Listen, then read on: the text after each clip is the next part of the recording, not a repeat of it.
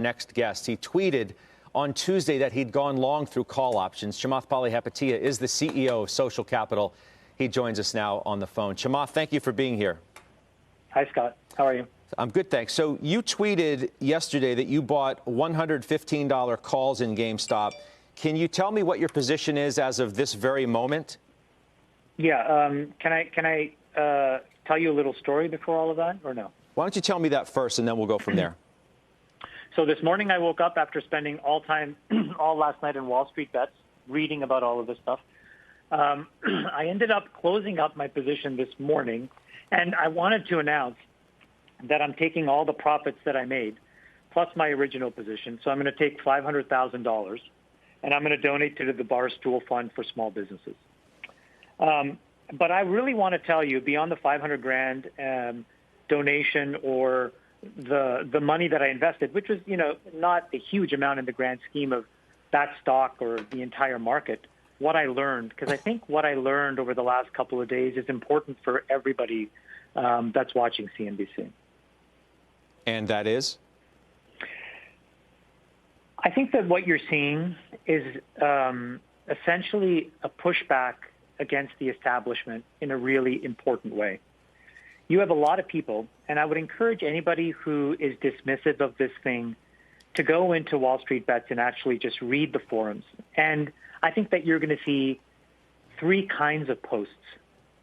The first kind of content are a lot of people doing some incredible fundamental diligence on companies, trying to think about long-term value. And in my opinion, many of them are doing as good and, frankly, a better job than a lot of hedge fund analysts that I work with. That's number one. The second are a lot of people who believe that, coming out of 2008, what happened was Wall Street took an enormous amount of risk, and they left retail as the bag holder. And a lot of these kids were in grade school and high school when that happened. They lost their homes. Their parents lost their jobs. And they've always wondered, why did those folks get bailed out for taking enormous amounts of risk, and nobody helped and showed up to help my family? And then the third thing is a realization that instead of having idea dinners or, quiet whispered conversations amongst hedge funds in the Hamptons, these kids have the courage to do it transparently in a forum. And I'm not saying all of it is perfect by any means, but I think it takes an enormous amount of faith in the system to be that transparent, to talk about things, and then for each individual to make their own mind up and to do things, whether it's to buy and to sell. I think that what it proves is this retail phenomenon is here to stay. There are 2.7 million people inside of Wall Street Bets. I think that they are as important as any hedge fund or collection of hedge funds.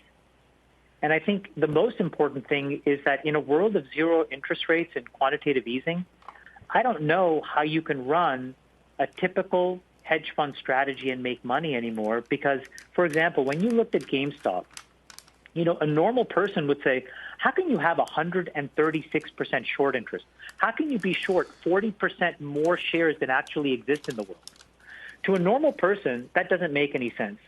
But to a Wall Street mathematician, that's the game that has been played for years. And that game came undone.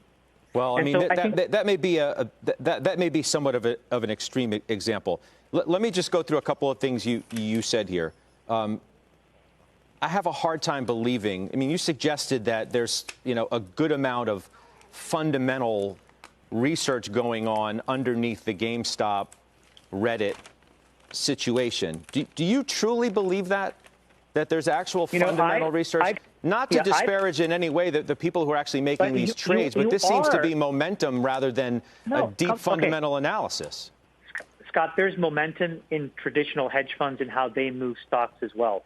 But it's really disparaging if the starting position is these guys can't do the same quality of research as an analyst in a fund. That's just not true. I didn't say that. I didn't say they can't do that kind of research. I'm questioning whether they're actually doing the research when it comes to things like GameStop and AMC and some of these other things. There's a distribution. And obviously at one end, there are fundamental analysts. But on the other end, there are momentum traders that follow trends. But by the way, the dirty little secret of Wall Street is that exists in hedge fund land. The reason why this GameStop trade has caused so much pain is because at the top of the pecking order was Melvin Capital. Those guys were incredible stock pickers. They are incredible fundamental modelers of companies. Okay, Gabe Plotkin is one of the sort of giants of our era, of my era, right?